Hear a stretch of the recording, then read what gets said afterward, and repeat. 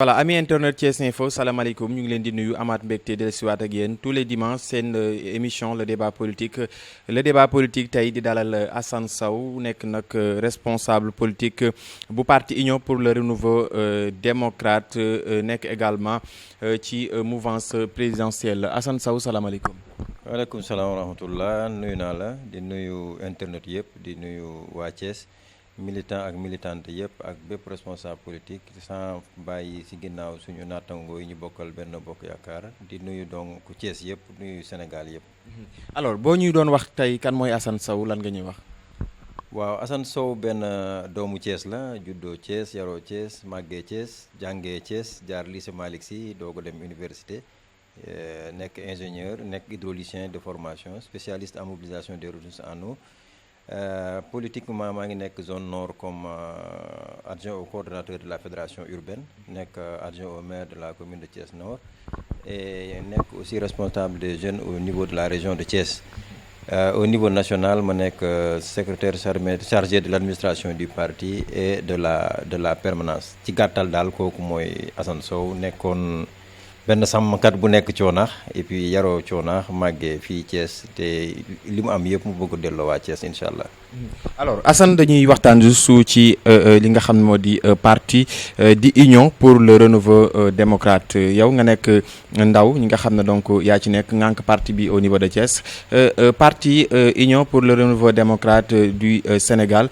boo ko doon tënk tey di ko présenter ñi nga xam ne tey ñu ngi lay suivre lan nga ñuy wax ci parti bi. waaw parti bi mi ngi tudd Union pour le renouveau démocratique URD muy parti bi nga xamante ni wax ci dafay yomb lool wax ci dafay neex lool parce que sénégalais yëpp xam nañ ni Union pour le renouveau démocratique moom moo cassé bipolarité bi existé woon au niveau du parlement sénégalais parce que xam nañ ni ñaari parti rek ñoo doon nekk assemblée nationale le parti socialiste et le PDS.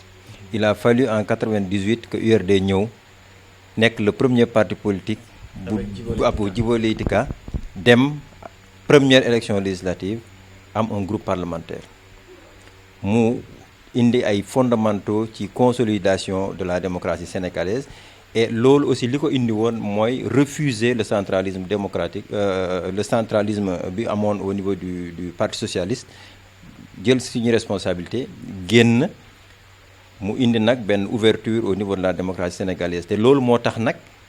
alternance bi am en 2000 parce que en fait loolu moo tax yeneen parti politique yi yeneen responsable politique yi nekkoon ci biir parti socialiste ñemewuñu woon génn en ce moment grâce au courage de Djibo Leyti Ka ils se sont rendu compte qu'effectivement c'était possible de sortir avec ses propres convictions après on a vu d'autres partis yi nga xamante dañu génn ci parti socialiste muy on a vu l'AFP on a vu ñoom Abdourahim Agne à l'époque ñu ci bëri génn créer seen parti loolu moo affaiblir le parti socialiste et que loolu moo ñu yóbbu au niveau de l'alternance de 2000 donc URD mën nañu wax aujourd'hui bu ñu demee ba am alternance au Sénégal c'est grâce à l'URD ndax moom moo cassé bipolarité. est-ce que existence bu URD mu ngi am ba léegi ginnaaw ba nga xam ne dugg ngeen ci mouvance présidentielle ba léegi URD moom déggatuñ ko fenn surtout ça au niveau de Thiès. waaw xam nga. Union pour le renouveau démocratique dafa jàll ci ay expérience wala jaar ci ay jaar-jaar yu xaw a métti il faut ñu accepter quand même remplacer un homme d'État bu toll ni Djibo Leyti Ka c'est pas chose facile koo xamante ni jeunesse am yëpp il l'a fait au service de l'État am expérience am ak courage am ak patriotisme am du yomb mais alhamdulilah aujourd'hui le parti quand même se porte bien. mais même au temps de Djibo Leyti Ka sax le parti URD moom déggatoo ko woon fenn xëy na am na ay élections yu fi jaar ba tey ngeen nekk ci mouvance présidentielle bi. yëngu-yëngu parti bi dafa mel ni daal le Benno wala sax APR daf ko daal di suufal. waaw xam nga ñun dañu am suñu stratégie bu leer suñu stratégie mooy quand on est en coalition avec un parti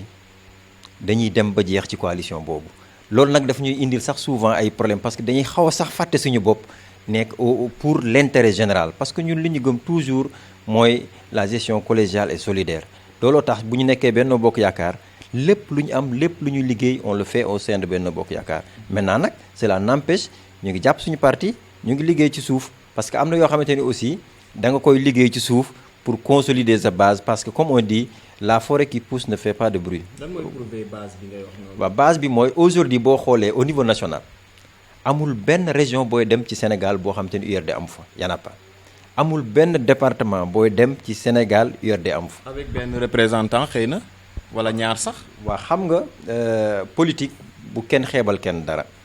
avec benn ou deux représentants loolu du ma ko wax parce que boo xoolee am na ay communes entières yoo xamante ni URD moom moo koy diriger yor seeni maire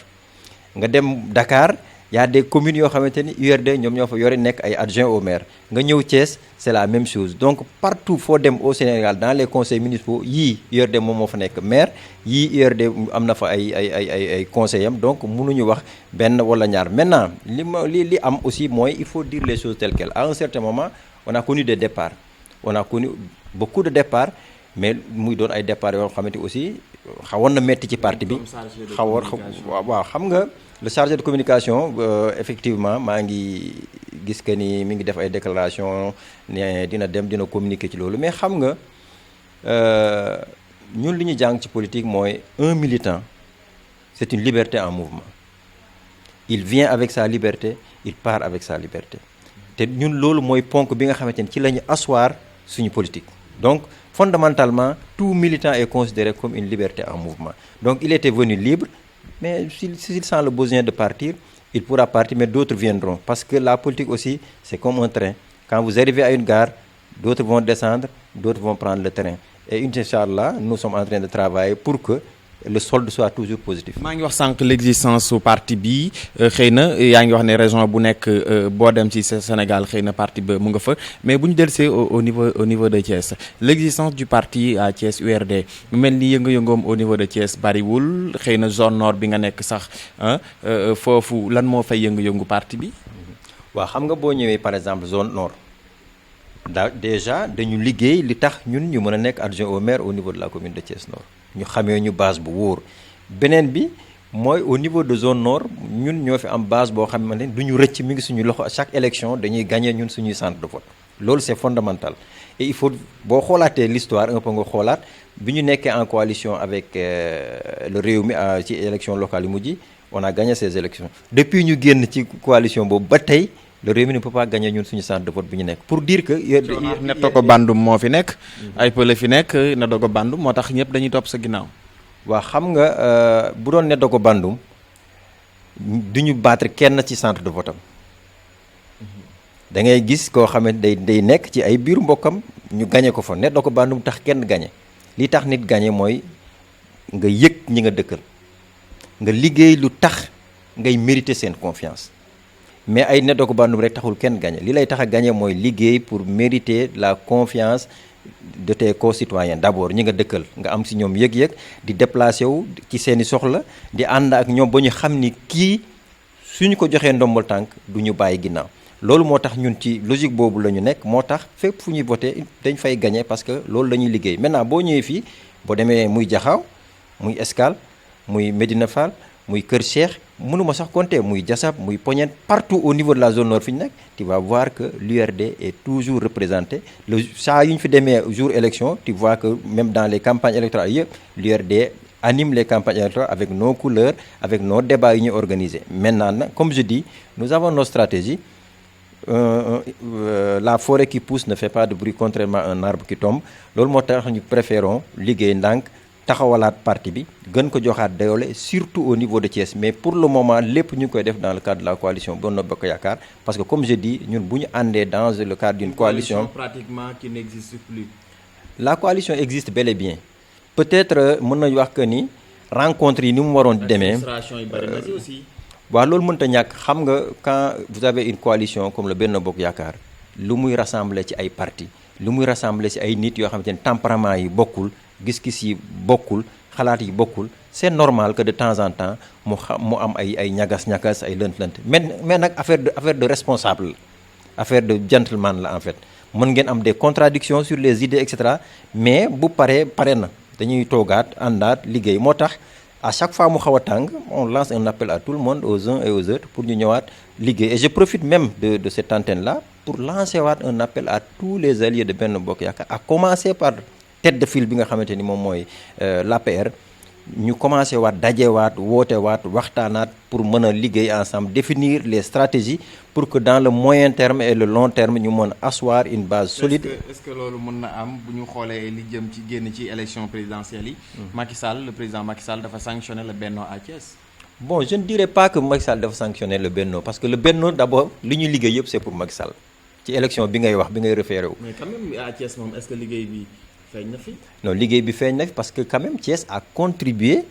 à l'élection du président Macky Sall. loolu rek ngeen di wax. Non mais xam nga Thiès quand même quoi qu'on puisse dire boo xoolee chiffres yi di nga xam que ni Thiès a contribué à l'élection du président de la République boo xoolee ñun fii par exemple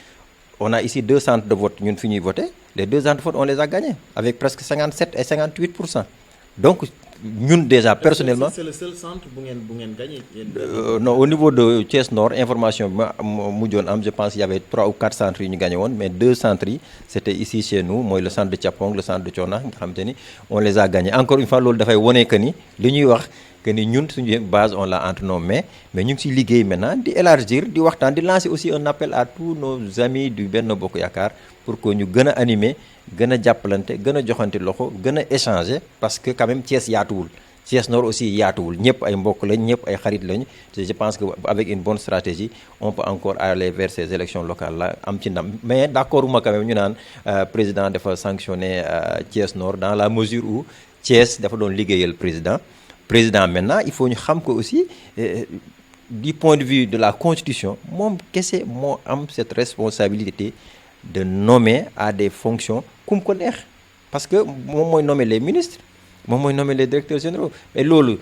il n'est pas dit que Thiès nga bokk da ngay nekk ministre il n'est pas dit que Thiès nga nekk da ngay nekk il faut regarder au niveau des compétences des uns et des autres pour rendre service au Sénégal maintenant li ñu gënaloon mooy mu am Thiès Nord ñu am ci ay nit ñu jël et rien ne dit que président loolu nekkul ci schéma di jël ay yeneen yu nekk mais boo xoolee on a quand même Thiès Nord l'ambassadeur du Sénégal en France c'est quelqu'un qui est de Thiès Nord moom mooy Maguette Seye donc bu mënuñu wax que ni sanctionné nañu Thiès Nord ñeneen ñi aussi ku ci nekk ci fonction yi mu nekkoon am na ñoo xam ne gis ñu ñu relever à part peut-être benn ministre boo xamante ne bon am na il ne faisait plus partie de l'attelage ministériel mais loolu ça ne veut pas dire que duñ ko woo feneen donc on ne peut pas encore parler de sanctions le président bi ñu ko falee léegi ça fait juste ay 6 ou 7 mois c'est encore très tôt et je pense que dina gën a gëstu Thiès gën a dooleel Thiès pour que Thiès aussi mën a xeex bi nanguwaat également doole ji surtout du point de vue politique et maintenant mën a indiwaat lépp au sein de la coalition Benno Bokk Yaakaar. Alors Assane Sow responsable parti URD bu au niveau de Thiès nekk aussi 3e adjoint au maire bu zone nord dañuy des juste ci zone nord bi parce que zone nord également gis nañ ne difficulté yi bëri na trop rawatina ñàkkum xëyu ndaw ñi inondation yi ci hivernage bi yooyu yëpp nekk ay problèmes yoo xam ne tey zone nord mu ngi koy dund. ñu ngi joxoñ baaraamu tuuma le maire Lamine Diallo est-ce que yow bokk nga ci ñooñu. waaw xam nga maak monsieur le maire bokkuñu parti politique bokkuñu gis-gis bokkuñu vision bokkuñu maanaam gisin ci naka la ñu war a gérer la commune de Thiès Nord. bokkoo ci ñuy wax ne dafa tële. tëleem dafa leer en fait parce que il n'a pas une vision cohérente boo xam ne daf ko lal ci benn stratégie bu cohérente boo xamante ni leer nañu ni lii mën na génnee Thiès Nord ci difficulté yi nga xamante ni moom la nekk maintenant mais attends waaw damay ma yeggale parce que dafa am aussi loo xam ne c'est pas parce que àndoo leen que da ngay jël lépp teg ko ci kawam parce que quand on parle de l'emploi des jeunes ak yooyu loolu c'est pas une compétence transférée au niveau des communes amul benn commune boo xamante ni mën nga taxaw nit yi va gérer le problème de l'emploi des jeunes au sein de la commune dama bëgg aussi mbir yi leer beneen bi mooy par rapport aux inondations yi ñuy wax may profiter ci occasion bi di massawu waa Thiès surtout waa Thiès Nord suñu mbokk yi dëkkee côté Ngent nga xamante ni vraiment inondation yi métti na ci moom mais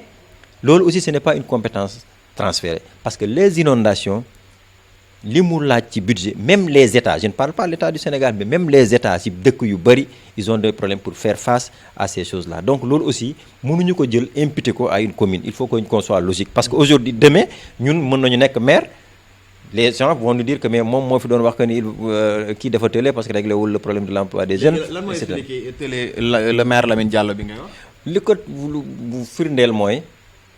le manque d'implication des commissions ni ñu war a liggéeyee au niveau de la commune xam nga la commune, elle est déjà, tout est organisé. Le maire, il a son bureau municipal, il a également un ensemble de commissions. Yo xamanteni bo jëlé la commission santé, la commission sport, la commission eau et environnement, etc. dafa am ay commission yo xamanteni ay nit ñu xarañ côté électricité, etc. ay nit ñu xarañ yo xamanteni bo togué ci conseil municipal nga déglu leen mu léla nit ñi buñu leen libéré won, buñu leen coaché won, mu ñu am un excellent manager. Du bari lo xamanteni c'est dans la compétence. Le maire n'est pas un excellent manager. Non, je ne dirais même pas un excellent manager, c'est pas du tout un manager en fait. Le maire n'est pas un manager parce que mom il est souvent seul dans ce qu'il fait, day teju def li muy def donc non mënul sax nek dictateur mais manque de concertation bi c'est-à-dire que concertation bi mu waroon indi tek ko ci table bi nit ñi waxtaane ko mu mbir mi jógee ci commission yi yéeg ñëw ñu valider ko moom léegi mu jël ko am un bon tableau de bord diriger les actions par rapport à ce tableau de bord là par rapport à son budget mu mën a rendre compte demain loolu laay wax ni foofu la côté management bi nekk au niveau des quartiers les délégués de quartier les chefs coutumiers etc. nga xamante ni les programmes de la commune dañuy remonter à partir des quartiers mu mën a ñëw nekk quelque chose boo xamante ni moom mooy sous-tendre la politique de la commune foofu laay waxee ni management bi dafa des vision bi dafa des stratégie bi dafa des donc en résumé. alors ñu des ba tey ci zone nord ak parti URD xëy na ñu ngi dem ci ay élections xëy na fii ak ay mois buñ ko dàqatoon sax ci 1er décembre la waroon a nekk lan mooy taxawaayu parti bi ci élections yooyu ñu dëgmal. waaw incha allah comme j'ai l'habitude de le dire. bu doon incha allah loolu lay wax ni suñu ambition ak suñu objectif yëpp mooy tàllal suñu loxo laaj mairie bi bu soobee yàlla mais on veut le faire dans le cadre de la collégialité parce que nous sommes dans une coalition du ñu poser un seul acte boo xam ne day indi dispersion au sein de la coalition parce que li ñu gëm mooy ensemble avec le Benno Bokk Yaakaar on a tous les avantages du point de vue intellectuel du point de vue relationnel pour que Thiès Nord génn ci difficulté yu mu nekk et que dafa war a jeex aussi nit ñi à chaque fois li doon am Thiès dañ ci war a jóge parce que les Thiessois boo xoolee depuis que le parti Rewmi existe les Thiessois ont toujours voté pour Idriss Seck les Thiessois n'ont jamais voté pour Lamine Diallo ils n'ont pas voté pour un autre maire ils ont voté pour Idriss Seck mais à chaque fois que ñu voté pour Idriss Seck moom il dafay ñëw jël jox fii Lamine Diallo jox fële keneen ñu jox ko conseil départemental il le donne à Diatara dem tëdd na la moom donc ça ne l'intéresse pas donc aujourd'hui il est temps que doomu Thiès yi dëkk di fii Thiès comme ñun également ñu tàllal suñu loxo Thiès waaye am si ñun confiance parce que ñun amuñu lu dul Thiès bëgguñu waaye am ci yéen confiance il faut ngeen liggéey peut-être lu tax Idrissa Seck ñu Thiès waaye jox ko loxo est-ce que yéen ñi nga xam ne yéen nekk ci mouvance présidentielle bu fekkee ne liggéeyu leen liggéey boobu Thiès waaye nañ leen di mën a joxee ba seen kàddu. waaw man je ne peux pas comprendre li ngay waxee bu fekkee ni liggéeyu leen liggéey boobu liggéeyu weesuwul. liggéey ngeen ko kon yéen. non ñu ngi liggéey ci Thiès ñun suñu jeunesse ak suñu lépp ci Thiès lañ ko def lépp lu ñuy au niveau de zone nord on n'a pas encore peut-être nombre tànk comme maire wala comme par exemple directeur général ou bien je dirais ministériel pour mën a def peut-être certaines actions d'envergure mais avec li ñu am ñu ngi siy liggéey quand même pour le développement de Thiès pour l'émancipation de Thiès boo doon ñëw ci au niveau du conseil municipal di nga gis que ni li ñu fay indi comme idée comme pour ay discussion pour fu ñu mën a tegu pour mën a dem di ngay xam ni ñii li ñuy wax nii buñ ci jàppee dina mën a dem maintenant Idriss Seck bi ngay wax Thiès waay xëyuñu rek ne moom la dafa am fu mu jaar Idriss Seck li mu am yëpp ginnaaw yàlla c'était Abdoulaye Wade moo ko jox li mu am yëpp ñu ñëw en 2004 vous avez vu les chantiers de Thiès c'est l'État du Sénégal ñoom ñoo ko réalisé mais après la ko gars yi utilisé pour dire que c'est Rewmi mais tout le monde sait que le budget de la commune de Thiès Nord ne faisait même pas 2 milliards donc mënuñu def est-ce que loolu mën na nekk raison parce que bu fekkee Idrissa Seck li mu def Thiès bi mu nekkee ci gouvernement la ko def mais yéen seen gouvernement le Benno Bokk Yaakaar amoon na plusieurs ministres à Thiès lan moo tax taxawaay peut-être bi Idrissa Seck amoon bi mu nekkee ci nguur ñi nga xam ne ñooy ministres yi nekkoon dans le Benno Bokk Yaakaar dëkk Thiès defuñu ko xëy na bu ñu ko defoon li Idi def mën a am tey li Idi am. est-ce que xam nga ñàkk liggéey aussi. waaw non xam nga mënoo wax que ni li nit defoon ci passé bi nga bëgg ko indiwaat dans ce contexte actuel man je suis sûr que ni ñuy fonctionner nii avec Thiès avec le Benno Bokk Yaakaar on peut faire plus et mieux et je suis convaincu que le président de la République li muy togg pour Thiès bu ñoree Thiès waaye dinañ fàtte Idriss Seck dinañ fàtte bépp leader bu fi nekk parce que moi je reste convaincu que Thiès dafa nekk préoccupation du président de la République. te boo gisee préoccupation yoo xam ne ay dige yi mu fi defoon réhabilitation chemin de fer depuis mois d'avril la ko diggee woon ba léegi chemin de fer ak nii dara ñëwu ci ak yeneen yoo xam ne xëy na digge woon na ko Thiès ba léegi gisuñu dara tey boo ñuy waxaat xëy na lu président Macky Sall di togg pour Thiès est-ce que loolu du teyal xelu Thiès waay. non xelu Thiès waay mënuñoo tey parce que xam nañu quand même le président de la République c'est un président boo xamante ne c'est un homme de parole. li mu waxoon ci Thiès daf ko wax dafa leer mais xam nga lu toll ni par rapport ak question bi nga wax le chemin de fer du loo xamante ni da ngay def nii rek nit ñi gis chemin de fer c'est un programme c'est une stratégie ça va prendre le temps que ça va prendre du question moom ba ma koy jël waxul leen ni dans un mois waxul dans 2 mois. mois d'avril réhabilitation chemin de fer. xam nga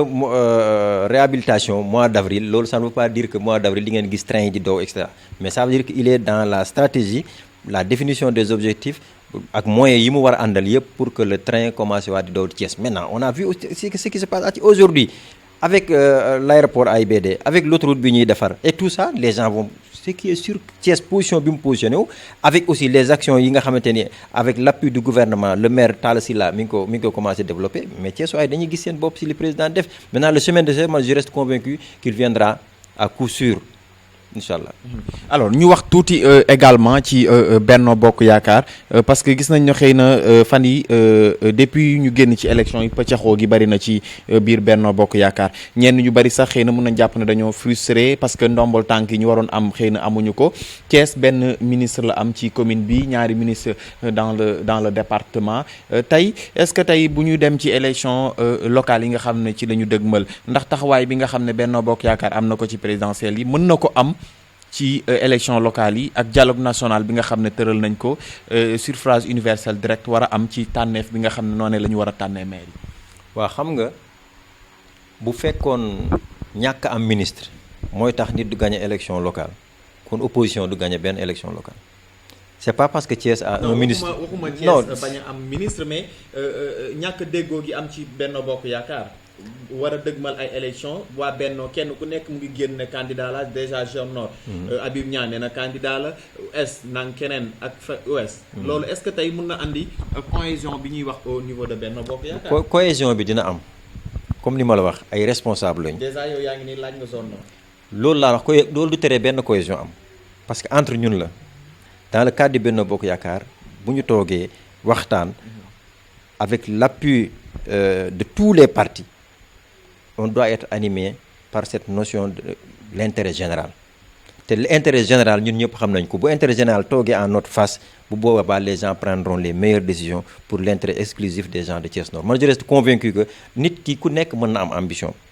mais bu ñu toogee war a waxtaan dans le cadre de la collégialité dans le cadre de la gestion de l'intérêt général mën nañu trouver une solution pour que les ambitions personnelles peut-être mën a wàññeeku par rapport à l'intérêt général man looloo tax ma ni sama bëgg-bëgg c'est être maire de la commune de Thiès Nord mais je ne le ferai pas au détriment Inch'Allah mais je ne le ferai pas au détriment des intérêts de la coalition wax naa la sànq ci commencement bi man li ma gëm mooy la gestion collégiale et solidaire encore une fois nous sommes dans le cadre d'une coalition Benno Bokk Yaakaar il y a l'APR il y a le PS il y a d'autres partis ñun ñëpp ñoo war a toog waxtaan xool naka la ñuy def ak lan moo gën a nekk intérêt ci pour la gestion de la commune Nord man lu tax ma laaj c'est parce que quand même je suis adjoint au maire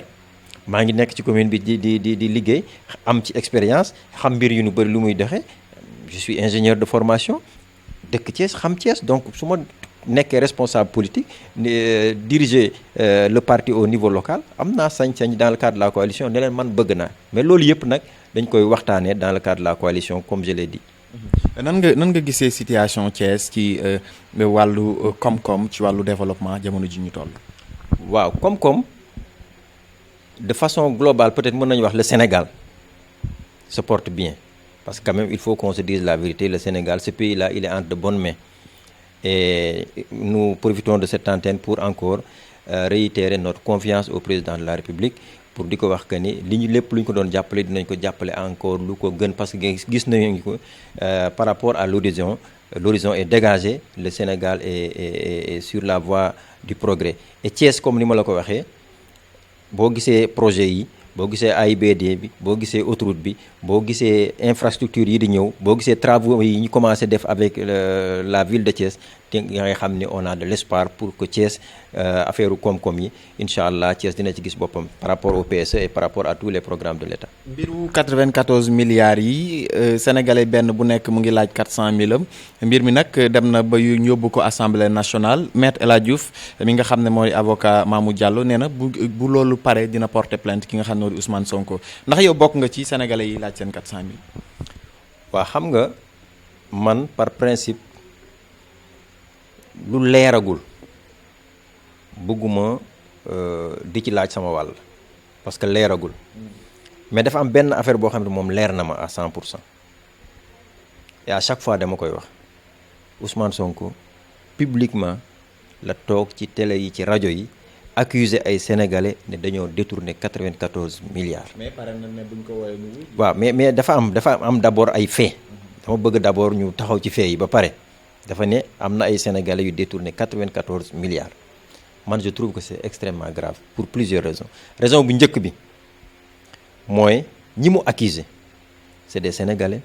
c'est des pères de famille dañu am ay mbokk dañu am ay xarit dañu am lépp am seen dignité bu fekkee loolu du dëgg mu ngi leen di lor mi ngi leen di tooñ mi ngi toroxal seen njaboot mi ngi toroxal seen i àndandoo. mais loolu xaalisu réew mi la. bu fekkee accusé na ay doomu sénégalais ñooñu taxaw lan moo tax mënuñoo tam porter plainte. beneen fànn bi mooy dama ni na justice bi topp dossier des 94 milliards ba mu leer nañ bu fekkente ni ñi mu accusé c'est effectivement vérifié que ñoom ñoo détourné xaalis bi ñu tirer toutes les conséquences au point de vue justice mais bu fekkee ni également loolu amul ñu tirer toutes les conséquences à l'endroit de Ousmane Sonko par rapport à la justice parce que dafa yomb lool man en tant que leader politique ma jël ay sénégalais yu ma neex taqal leen wax lu ma neex fekk du dëgg beneen bi nga xamante ni daf ko def man rafetluwuma ko quoi qu'on puisse dire Ousmane Sonko est un jeune intellectuel un cadre sénégalais qui se dit patriote c'est un député à l'Assemblée nationale mu taxaw ci hémicycle bi dénoncer par rapport à ces 94 milliards affaire bi di jël ampleur l'Assemblée nationale qui fait partie de nos institutions créer une commission parlementaire pour le peuple sénégalais ñu woo ko moom en tant que député du peuple sénégalais pour mu ñëw wuyu indi ay preuves am mu ne du ma dem man loolu dama koy ñaawlu en tant que républicain en tant que quelqu'un qui croit à la République et aux institutions de ce pays mënul nekk un patriote mënul am un parti politique sénégalais di véhiculer li muy véhiculer l'Assemblée nationale qui est l'une des plus fortes institutions de ce pays créer commission woo ko mu war a ñëw commission parlementaire devant des députés de Benno Bokk Yaakaar est-ce que loolu wuyu ba am na sens ci moom. mais xam nga ba muy def sa déclaration à l'Assemblée nationale foofu la ko defee devant les députés yi ngay wax il n'a pas hésité à prendre le micro dans l'hémicycle porter son manteau de député taxaw wax mais par respect ci ay naataangoom député par respect à l'institution par respect aux Sénégalais mais buñ ko woowee na ñëw. est-ce que respect la aussi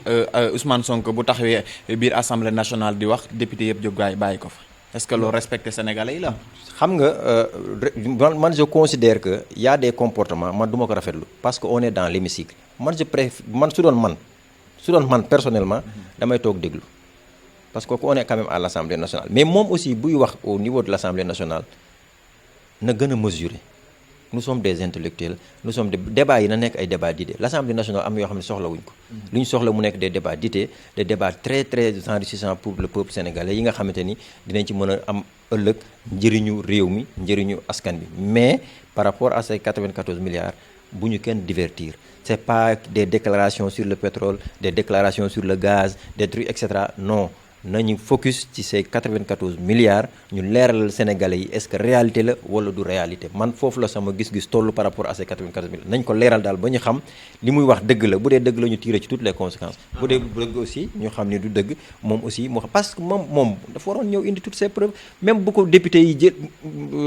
dafa leen a wóoluwul yaakaar ni peut-être dinañ détourner affaire et cetera mais il a ses preuves il a ses papiers il a ses nee na xam na compte bancaire yi xam na lépp mais loolu après il peut saisir la justice il peut avoir ses avocats il peut avoir tout on a vu des gens yoo xamante ni dem nañ saisir justice ils ont eu gain de cause donc pourquoi moom mënu ko woon def. alors Assane Sow responsable politique bu parti URD mais nekk aussi 3e adjoint au maire bu zone nord ñu jeexalee juste ñaari question jëm ci wàllu actualité gis na jamono ji nag yëngu-yëngu yi bëri na ci histoire générale du Sénégal bi nga xam ne lépp ci ndoddug Iba Der Thiam la daal di tegu li nga xam ne nag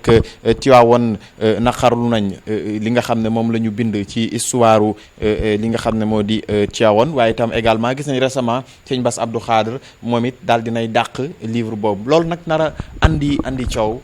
ci histoire générale bu réewum Sénégal lan moo si sa gis-gis. waaw sama gis-gis mooy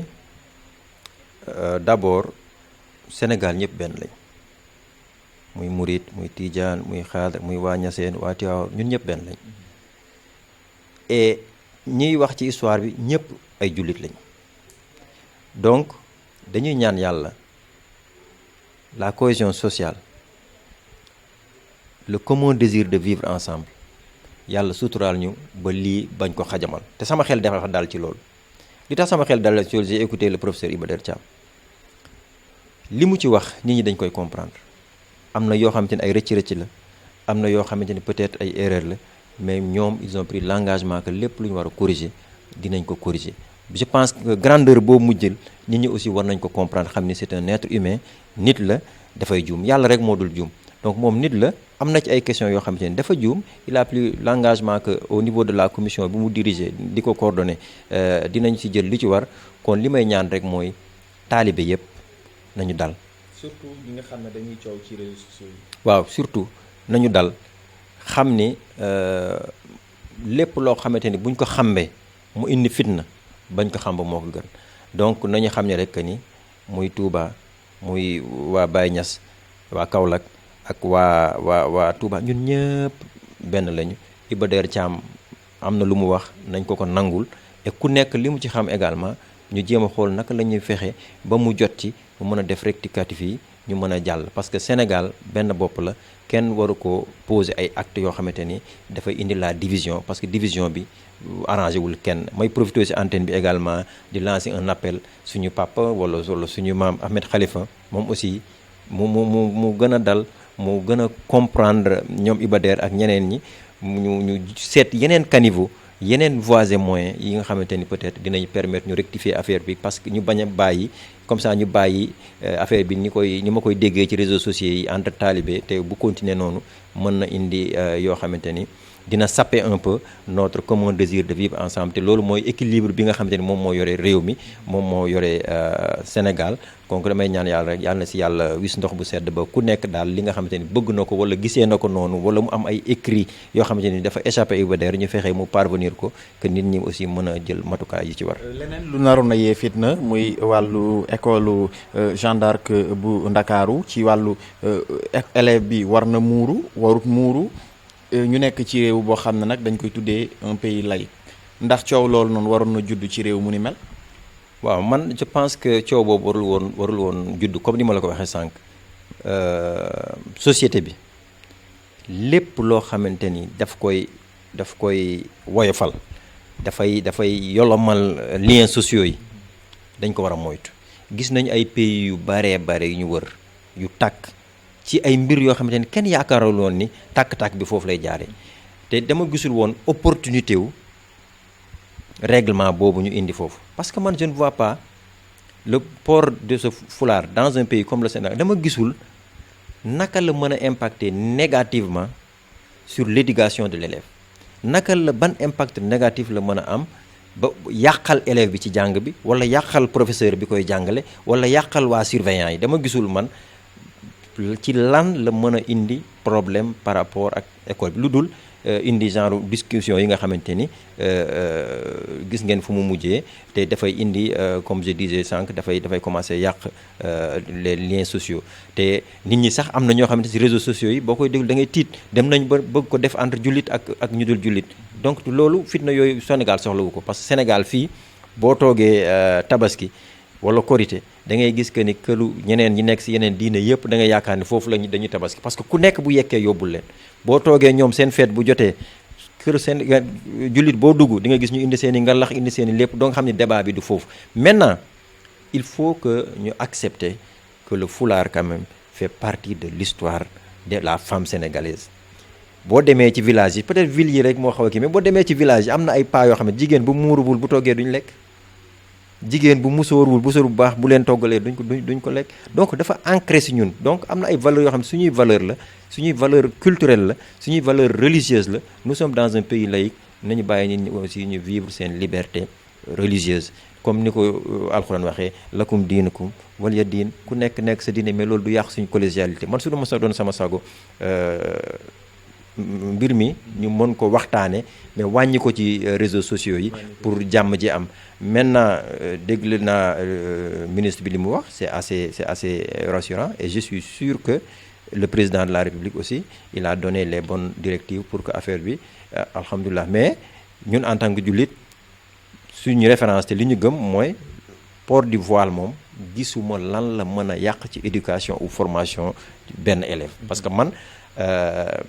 jullit la le fait que ma am sama doom mu muuru dem jàngi gisuma lan la war a mën a yàq ci école puisque ñu nekk nag ci dans un pays laïque je pense que loolu c'est pas opportun ñu taxaw naan dañuy tere jigéen bu muuru fii ci Sénégal. alors ci quelques secondes rek muy question bu mujj Thiès delluwaat nekkaat benn commune proposition Talla Sylla lan moo siy gis-gis bi. waaw bon instant bi xam nga booy xool la décentralisation l'objectif de la décentralisation c'est quoi c'était de faire en sorte que population yi gën a jege ñi leen di administrer looloo moo taxoon ñuy gën a dem vers la création des communes maintenant à un certain moment il faut que nit ñi analyser xool loolu ñu def dans l'objectif c'est-à-dire nit ñi gën a jege est-ce que le résultat bi ñu soxla woon am nañ ko est-ce que Thiessois yi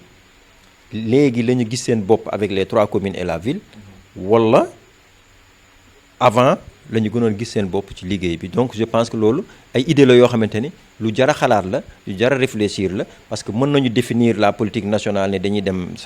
def décentralisation bi gën a jege mais à chaque fois day am foo xam ne bu ñu fa tolloo war nañu taxawal parce que boo xoolee aussi coow li bëri woon na ba finalement mu am dévolution arrêté bu defoon dévolution bi créé ville le patrimoine de la ville mu am ay ba léegi ñu bëri maire yi ak ville d'accorduñ ci et cetera je pense que war nañu mën a defaat peut-être évaluation bi xool ban format moo gën ci Thiès mais pour l'instant puisque format bi nga xamante ni moom moo fi nekk moom moo nekk bu valable moom mooy les 3 communes et la ville li may def rek mooy lancer appel à suñu mbokku Benno Bokk Yaakaar yëpp nañu toog mën a waxtaan mën a liggéey surtout par rapport ak élection yi di ñëw parce que dafa am ay changements majeurs yi am parce que actuellement le maire va être élu au suffrage universel direct donc li fi amoon c'est fini. yéen daal soulagé wu ngeen quoi yéen waa Benno Bokk. non c'est-à-dire pour man Thiessois yi li fi amoon bu fi amee moom Idi day jël la. non ñun soulagé wuñu mais je pense population yi ñoo soulagé wu. parce que écran bi nit ñi créé woon entre le choix des populations et le maire écran boobu moo sauté parce que y avait le conseil municipal moo nekkoon ci diggante bi Sénégal nit ñi dañ doon dem voter ji mais seen vote mënul élire maire. nañ doon jëm ñëpp voter mais seen vote boobu mënul élire maire c'est après les conseillers ñooy dajewaat pour élire maire te loolu daf doon indi ay corruption te indi ay kii donc kaddu gi mujj gi santaat encore ak sa technicien sant waa Thiès yëpp di ñaan yàlla may ñu jàmm nawet bi on a vu que c'était un peu difficile de Matam Khombol Thiès Dakar inondation yi xaw na metti un peu partout en Afrique d'ailleurs donc ñu ngi massawu sénégalaises ak sénégalais yëpp di ñaan yàlla may ñu jàmm yàlla may nawet bi jeex ci jàmm ak accident yi bëri yi tamit yàlla musul ñu ci nit ñi tamit gën a góorgóorlu également dama ci profité rek nga may am une minute rek sensibiliser waat parce que c'est important que nit ñi ni ñuy deyee ci tali yi c'est vraiment man def ma metti et je pense que avec de petits actes nit ñi war nañ ci mën a commencer gën a góorgóorlu nañu muñalante ci tali yi nañuy vérifier oto yi nañuy takk ceinture yi nañuy dowal yërmande ci tali bi parce que nit ñi ni ñuy doyee ci tali bi metti na loolu daal la am kàddu gu mujj. jërëjëf mu nekkoon Assane Sène Assane Sow xam nga sowee ni moom sowee ni moom daanaka sama yaay Sow la sant maa ngi koy nuyu di ko ziar baax a baax ñu am bon mbégte doon dalal Assane Sow nekk responsable bu parti URD parti Renouveau démocrate bu Sénégal nekk également 3e adjoint au maire bu zone nord di jaajëfal sama caméraman Seydina ci kàddu gi Ahmadou Ly à la réalisation Sey Latir lañ ci àndaloon cant ngërëm ñeen la leen jox leen rendez-vous ci beneen numéro de le débat politique jërë ngeen jëf.